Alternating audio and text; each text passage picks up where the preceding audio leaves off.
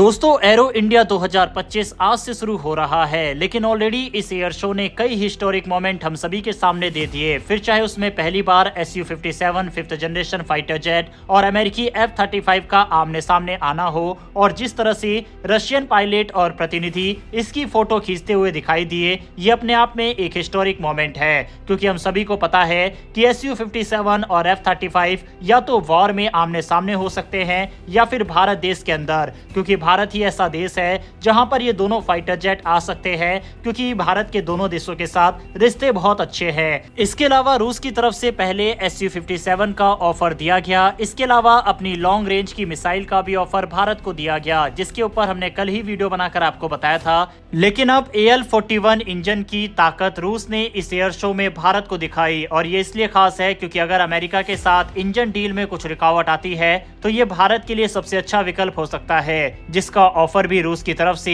दिया जा चुका है। इस इंजन और Su-57 के बारे में डिटेल में इस वीडियो में बात करेंगे, इसीलिए वीडियो को अंत तक जरूर देखिएगा। साथ ही चैनल पर पहली बार आए हैं तो नीचे दिए गए सब्सक्राइब बटन को प्रेस कर बेल आइकन को दबा ले, जिससे हमारी डिफेंस से जुड़ी ऐसी डेली वीडियो आप तक सबसे पहले पहुंच सके। तो चलिए शुरू करते हैं इस वीडियो को। एरो इंडिया 2025 में रूस की डिफेंस इंडस्ट्री ने AL-41 इंजन की ताकत दिखाकर सबको चौंका दिया। Su-57 फाइटर जेट ने सिर्फ 10 सेकंड में टेक ऑफ कर लिया, और वो भी सिर्फ 0.8 किलोमीटर के रनवे से। यह सिर्फ एक डेमो नहीं था, बल्कि फाइटर जेट टेक्नोलॉजी में बड़ा बदलाव साबित हो सकता है। आमतौर पर 5th जनरेशन फाइटर जेट्स को लंबी और मजबूत रनवे की जरूरत होती है, लेकिन Su-57 ने इस सोच को बदल दिया। एरो इंडिया 2025 में रूस ने अपने Su-57 फाइटर जेट का लाइव टेक ऑफ डेमो दिया। इस डेमो में Su-57 ने सिर्फ 10 सेकंड में उड़ान भरी, और वो भी सिर्फ 0.8 किलोमीटर के रनवे से।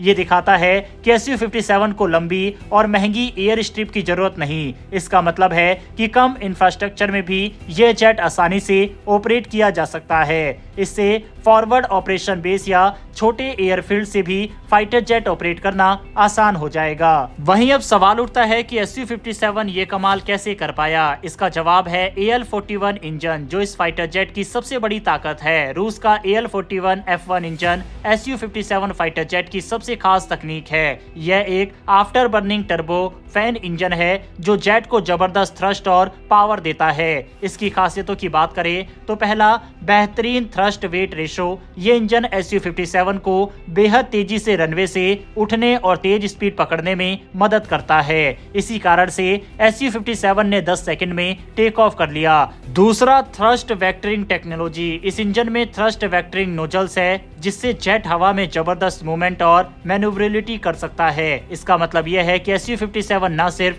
तेज टेक ऑफ कर सकता है, बल्कि डॉग फाइट्स में भी शानदार प्रदर्शन कर सकता है। तीसरा है कम रनवे ज्यादा ऑप्शन। आमतौर पर फाइटर जेट्स को कम से कम 1.5 से 2 किलोमीटर के रनवे चाहिए होता है, लेकिन Su-57 ने सिर्फ 0.8 किलोमीटर में टेक ऑफ कर लिया। इससे ये साबित होता है कि ये फाइटर जेट किसी भी कम संसाधन वाले इलाके में भी ऑपरेट कर सकता है। आज के समय में युद्ध की रणनीति बदल रही है। अब सिर्फ बड़े एयरबेस ही जरूरी नहीं होते, बल्कि ऐसे फाइटर जेट्स की जरूरत होती है जो कम से कम इंफ्रास्ट्रक्चर में भी काम कर सके। ऐसे फाइटर जेट्स उन देशों के लिए भी फायदेमंद है जिनके पास बड़े एयरबेस या फिर मजबूत रनवे नहीं है। अगर किसी देश के एयरबेस पर हमला हो जाए और रनवे डैमेज हो जाए, तब भी ऐसे जेट्स छोटे और अस्थायी रनवे से टेक ऑफ कर सकते हैं। आमतौर पर स्टॉल यानी short take off and landing technology महंगी होती है, और इसके लिए स्पेशल इंफ्रास्ट्रक्चर चाहिए, लेकिन Su-57 के साथ ऐसा नहीं है। भारत का चीन और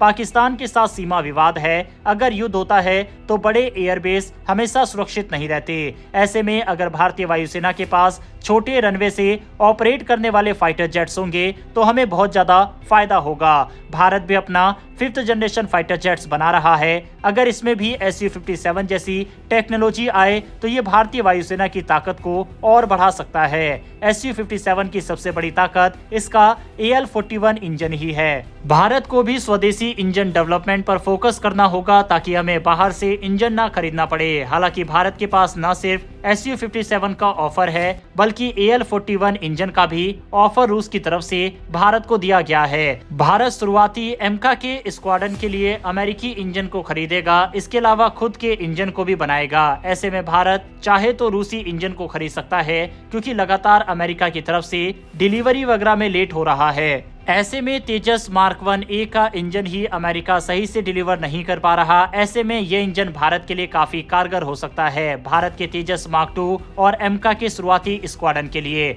बहरहाल क्या हमें अमेरिकी इंजन की जगह इस इंजन को खरीदना चाहिए या फिर नहीं, इस पर अपनी राय कमेंट बॉक्स में लिखकर बताइएगा। भारत में इस समय Su-57 और F-35 दोनों आ चुके हैं और इन दोनों में से किसी एक फाइटर जेट को भारत अपनी वायुसेना में शामिल कर सकता है। तो ऐसे में इनके ऊपर डिटेल कंपैरिजन हमारी अगली वीडियो होने वाली है, इसलिए उस वीडियो को मिस मत करना। बहरहाल इस वीडियो में इतना ही। इन्फॉर्मेशन और वीडियो पसंद आई हो तो वीडियो को लाइक करके हमारी आने वाली डेली ऐसी वीडियो के लिए चैनल को सब्सक्राइब कर बेल नोटिफिकेशन अवश्य दबा ले।